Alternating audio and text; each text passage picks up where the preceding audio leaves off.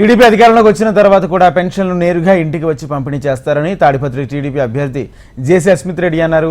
పెన్షన్లను 3,000 నుంచి 4,000కు పెంచుతామని తెలిపారు.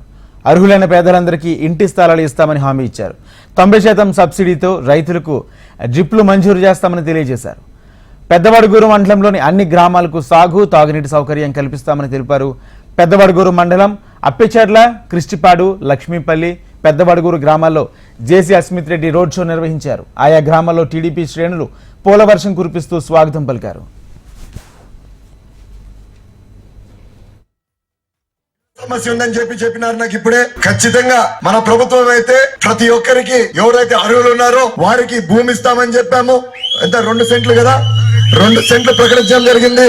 అదే విధంగా ఎవరికైనా భూమి ఉంటే మాత్రం ఖచ్చితంగా భూమి ఉన్నోళ్ళకి ఏ విధంగా అయితే 2014 నుంచి 2019 వరకు మనం ఏ విధంగా అయితే ఇల్లు శాంక్షన్ చేశామో ఖచ్చితంగా అతి పేదవారికి ఎవరైతే ఉన్నారో ఫస్ట్ అండ్ ఫార్మోస్ట్ వాళ్ళకి మీ ఇల్లు వచ్చే విధంగా చేస్తామని చెప్పి ఈ సభగా నేను ఈరోజు చెప్తున్నా.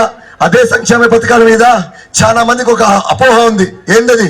పెన్షన్ ఏ విధంగా అయితే ఇప్పుడు ఇంటికి వస్తుందో, ఏ విధంగా అయితే ప్రభుత్వంలో ఇప్పుడున్న ప్రభుత్వంలో వస్తుందో ఆ విధంగా వస్తుందా లేదా అన్నా అని చాలా మంది నేను ఇంటింటికి పోయినప్పుడు నన్ను దగ్గరకు వచ్చి అడిగారు. నేను ఈ సభముగా మీ అందరికి తెలియజేస్తున్నా, ఖచ్చితంగా ఏ విధంగా అయితే వాలంటీర్లు ఇంటింటికి పోయి 3,000 పెన్షన్ ఇచ్చేవాళ్ళు అదే విధంగా మీకు ఇంటికి పెన్షన్ వస్తుంది. కేవలం పెన్షన్ రావడమే కాదు కానీ పెన్షన్ 4,000 చేశారని చెప్పి సభాముఖంగా మీ అందరికి తెలియజేస్తున్నాను.